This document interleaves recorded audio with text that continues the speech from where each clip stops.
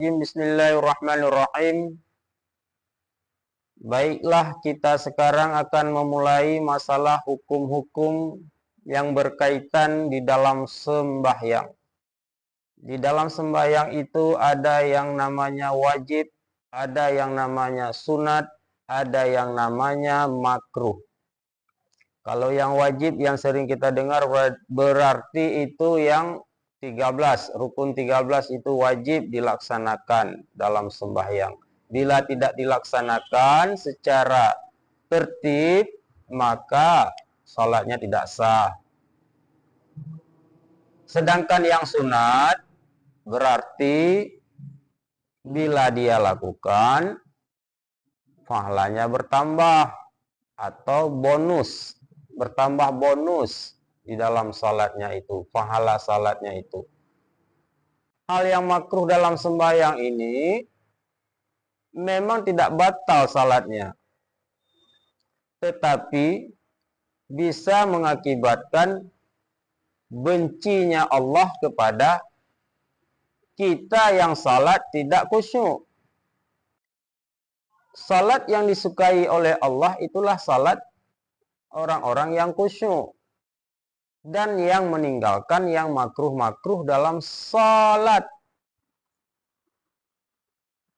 Mana-mana aja yang makruh dalam salat. Khusyuk yang pertama tadi. Dia tidak khusyuk.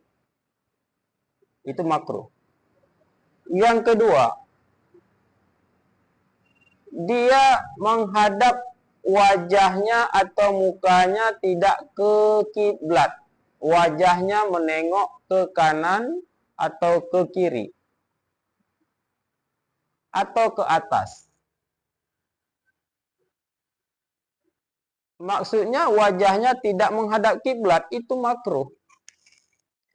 Bisa mengakibatkan was-was dalam salat nanti. Itu salah satunya yang menyebabkan makruh. Allah tidak suka dengan hal salat seseorang yang seperti itu. Mana lagi yang Allah tidak suka dalam ibadah kita, seperti salat tadi.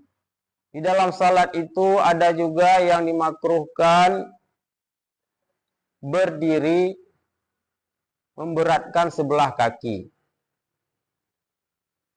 Kakinya sehat, tapi waktu berdiri agak berat sebelah.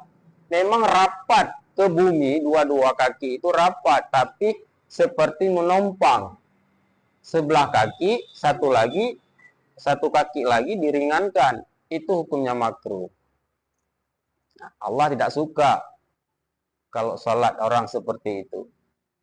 Mana lagi? Kakinya dirapatkan. Dirapatkan bagi yang laki-laki.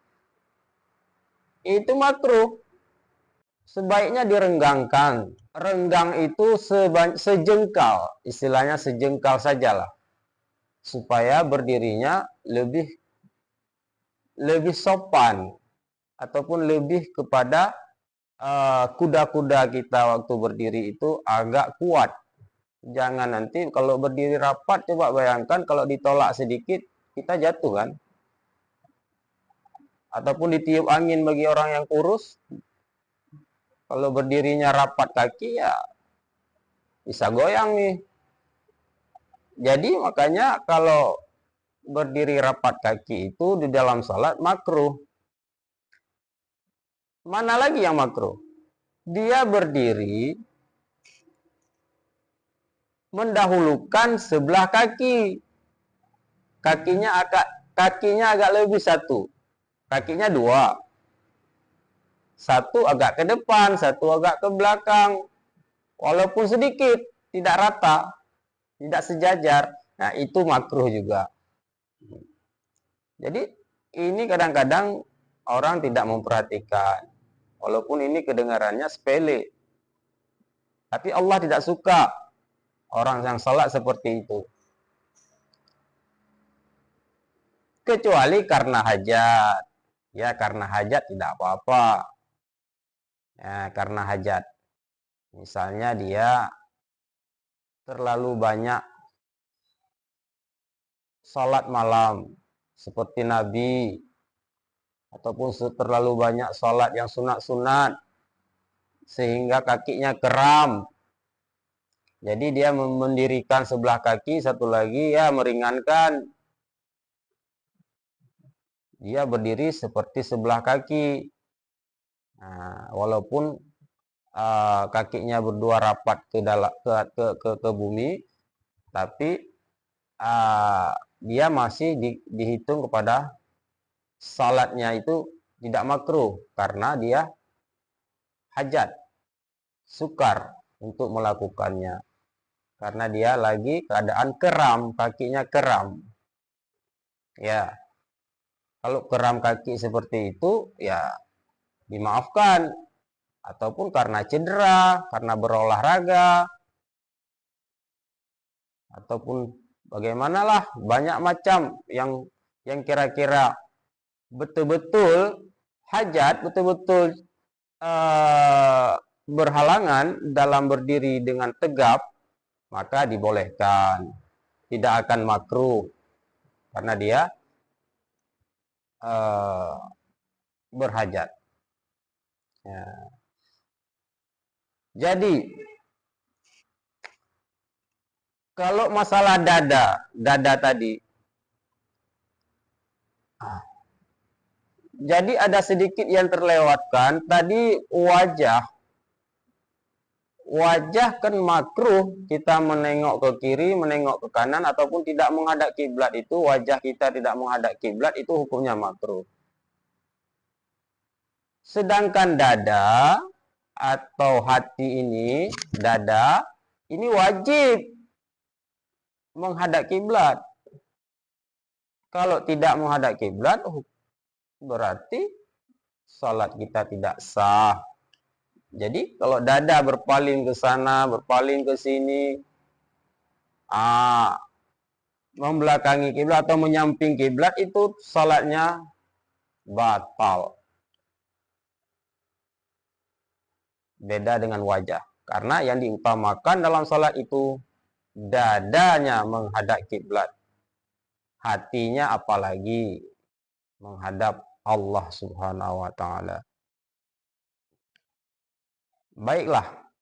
Kemudian ada juga lagi yang dimakruhkan di dalam salat itu, tangannya ditaruh di wajah ataupun ditaruh di mulut. Diletakkan tangannya di mulut seperti ini. Nah, yang letakkan tangannya di mulut, ataupun salatnya keseringan seperti ini, tidak goyang ya, tidak goyang. Gini aja dia buat. Entah karena flu, entah karena kebiasaan, tapi buat tangan seperti ini hukumnya makruh. Ya, makruh. Kecuali karena hajatnya, seperti saya bilang tadi, karena hajat. Mana contohnya karena hajat? Dia menguap dalam sembahyang. Tahu kan menguap itu lagi seperti orang baru bangun tidur kan menguap tuh, belum cukup tidur menguap, mulutnya terbuka. Nah itu boleh, bahkan disunatkan menutup ketika kita salat. Mulut kita menguap, itu sunat kita tutup.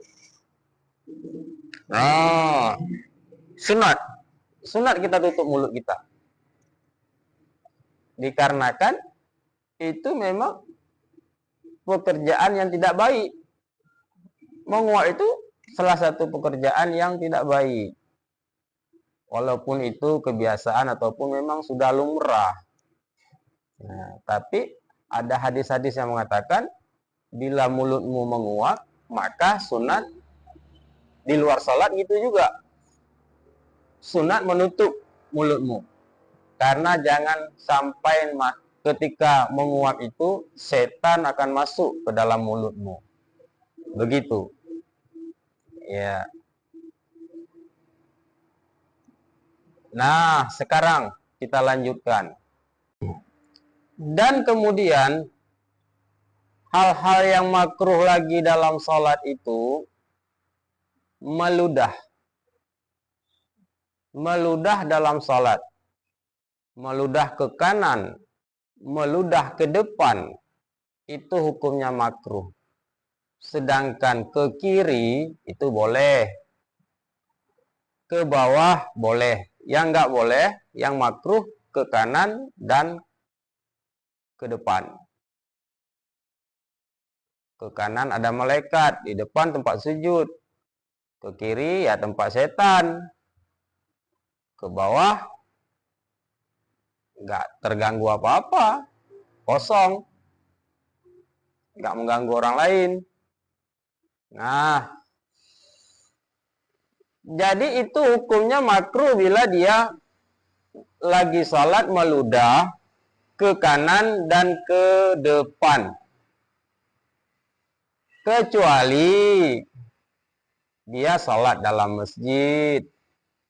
Itu ceritanya tadi, itu ceritanya sholat bukan di masjid ya. Sholat selain masjid. Ataupun yang kira-kira sholatnya di rumah sendiri, yang kira-kira ada setelan untuk meludah, begitu juga tempat melasah atau balai-balai pengajian dia sholat di sana. Nah, kalau bisa kalau dia memang sering meludah, ya berdiri ke agak pinggir-pinggir kiri lah. Kalau memang dia sering kebiasaan banyak air liurnya, jadi berdirinya agak ke kiri-kiri lah. Ya, jangan ke agak kanan ataupun di tengah, jangan. Ya. Tapi kalau di dalam masjid tidak boleh walaupun ke kiri, walaupun ke bawah. Tadi kan kalau di luar masjid boleh meludah ke kiri dan ke bawah. Tapi kalau di dalam masjid tidak boleh, haram. Nah, ke bawah, ke atas, ke kanan, ke kiri, haram semuanya.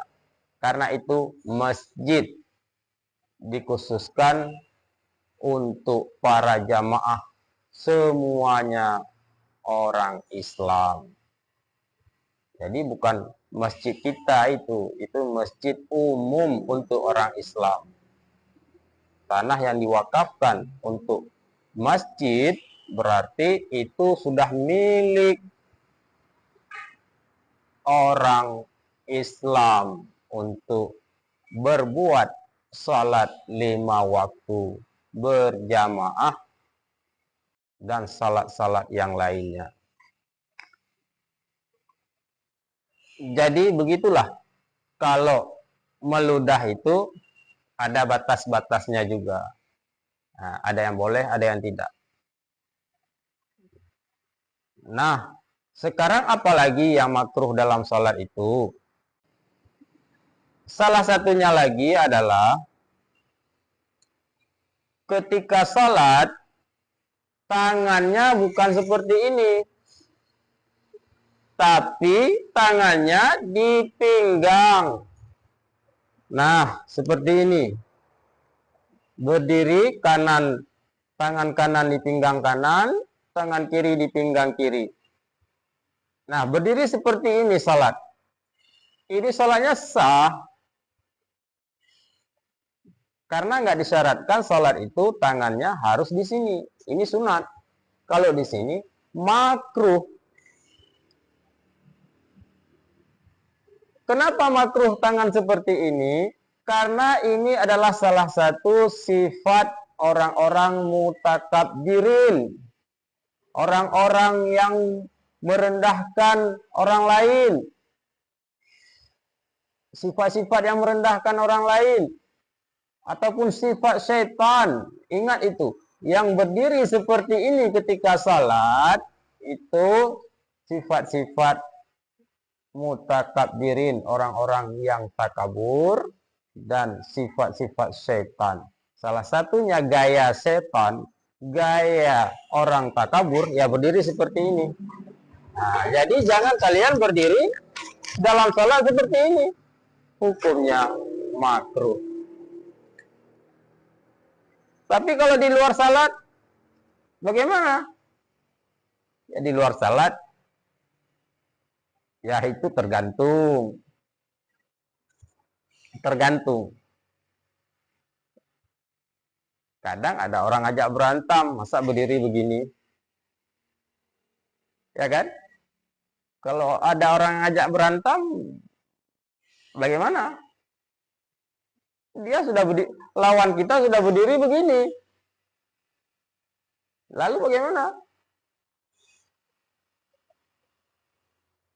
Kita berdiri ya biasa aja, jangan ikut-ikut juga seperti itu. Karena kita tahu berdiri seperti itu tidak baik. Kalau sudah terlanjur, kadang-kadang kita berdiri pergi ke sawah, pulang sawah, capek ataupun lelah, berdiri tidak sengaja seperti ini. Kalau berdiri seperti ini, sepertinya seperti bisa istirahat sebentar. Nggak ada niat sombong, nggak ada niat seperti syaitan, nggak ada. Ya itu nggak apa-apa. Itu semuanya tergantung hati juga. Itu di luar salat ya, di luar salat. Nah, kalau di dalam salat nggak ada kecuali hatiku, aku berdiri begini, hatiku tetap kepada Allah. Oh tidak bisa, tidak bisa. Allah tetap menilai niat kita pertama salat, kemudian perkataan kita dalam salat, doa kita dalam salat, rukun qauli bahasa lainnya, rukun qalbi yaitu niat, rukun qalbi niat, ya rukun qauli yaitu rukun perkataan dalam salat, kemudian rukun fi'li itu perbuatan dalam salat. Perbuatan dinilai juga oleh Allah Ta'ala bahkan salah satu ataupun rukun yang diwajibkan dalam salat. Yang 13 itu. Rukun 13 kan dibagi 3. Rukun qalbi. Qalbi itu kan hati. Yang kedua rukun qauli. Wajib dibaca Al-Fatihah. Takbiratul ihram dulu pertama. Takbiratul ihram. Allahu Akbar. Itu rukun qauli. Kemudian baca Fatihah, rukun qauli. Kemudian membaca tahiyat akhir. At-tahiyatul pada rakaat terakhir. Kalau rakaat yang kedua itu berarti kalau rakaat sebelum akhir berarti itu tahiyat awal. Kalau rakaat yang terakhir itu tahiyat akhir namanya. Nah, itu rukun qauli, membaca tahiyat itu rukun qauli. Kemudian setelah membaca tahiyat itu membaca selawat itu rukun qauli. Kemudian membaca salam itu rukun qauli. Nah, itu wajib dilakukan dengan mulut bagi yang ada mulut, bagi yang bisa ngomong, bagi yang nggak bisu. Kalau yang bisu dimaafkan. Nah, setelah itu ada rukun fi'li. Rukun fi'li juga ada di dalam salat. Perbuatan. Nah, itu salah satu syarat di dalam salat. Tidak bisa bermain-main. Makanya yang tadi kita bilang makruh-makruh itu pergerakan-pergerakan yang makruh di dalam salat. Kemudian sekarang yang wajib dalam salat pergerakan yang mana-mana aja, berdiri betul. Berdiri itu kan wajib. Jangan bergoyang-goyang. Berdiri begini-begini. Ya, itu tidak sah salatnya.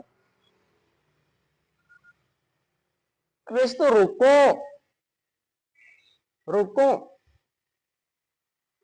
Ruku juga rukun fi'li. Rukuknya yang benar. Rukuk yang benar ya seperti yang kita mengaji pada guru-guru kita terdahulu. Sama juga sampai sekarang. Bagaimana bentuk rukuk itu? Kepala kudu ini harus sama rukuk. Rukuk itu kan kudu. Ketika rukuk, tahu bentuk rukuk kan gini. Gini. Seperti letter L. Tapi bukan letter L. Agak condong sedikit gini. Tapi punggung dan kudu itu harus sejajar.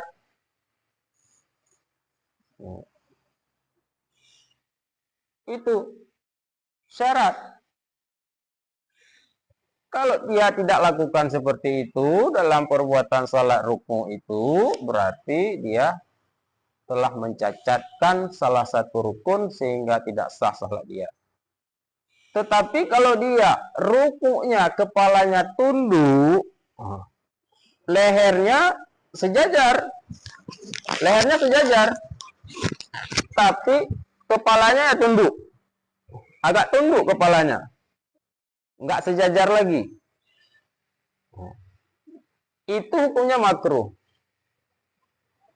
Makanya kalau kita rukuk itu, kalau bisa, yang baru-baru belajar ataupun yang tidak pernah bercermin ataupun tidak pernah bertanya sama orang, suruh lihat sebentar, bagaimana rukukku itu, bagaimana rukukku ini, coba lihat sebentar, pas enggak? Kalau enggak malu bertanya, ya lihat di cermin, kita lihat di cermin, rukuk aku itu bagaimana ya, pas apa enggak ya? Nah, seperti yang ditulis di kitab, sejajar enggak punggungku dengan kudu.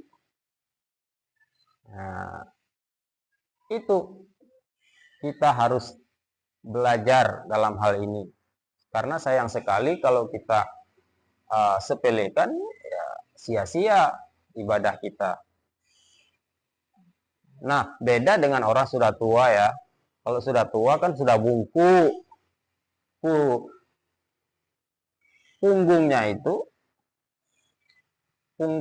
mana bisa diratakan lagi, nggak sejajar. Kalau bahasa kitab kan sejajar itu kalau kita taruhkan, letakkan selembar papan di atas punggung kita sampai ke leher, itu sejajar, nggak mereng, nggak naik sebelah. Cuman Allah Ta'ala tahulah mana yang sengaja memerengkan dengan tidak sengaja memerengkan ketika rukuk. Kadang-kadang kita nggak teliti kali, ya lebih-lebih kurang boleh.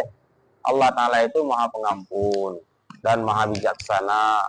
Kita sudah berusaha rukuk seperti ini, memang kadang-kadang nggak fokus. Kita kan nggak terlalu melihat bagaimana rukuk kita, bentuknya bagaimana, ketika kadang-kadang lagi banyak masalah, lagi banyak pikiran. Nah itu ya sesekali bolehlah, memang bukan disengaja. Tapi ingat, Allah tahu mana yang sengaja, mana yang tidak sengaja. Allah tahu. Makanya hati-hati. Bagi yang belum mengerti masalah yang makruh-makruh dalam salat, oleh karenanya bagi kita, kalau memang ibadah ini perlu sempurna, makanya kita haruslah salat kita ini sesuai dengan seperti yang tertulis di dalam kitab-kitab yang karangan ulama-ulama ahli sunnah wal jamaah. Baiklah, mungkin yang makruh-makruh lainnya masih banyak, tapi kali ini mungkin waktunya tidak memungkinkan. Di lain waktu kita akan sambung kembali. Mudah-mudahan diberikan umur panjang untuk kita semua, biar kita lanjutkan di lain hari. Mohon maaf atas kekurangan. Wabillahi taufik wal hidayah. Assalamualaikum warahmatullahi wabarakatuh.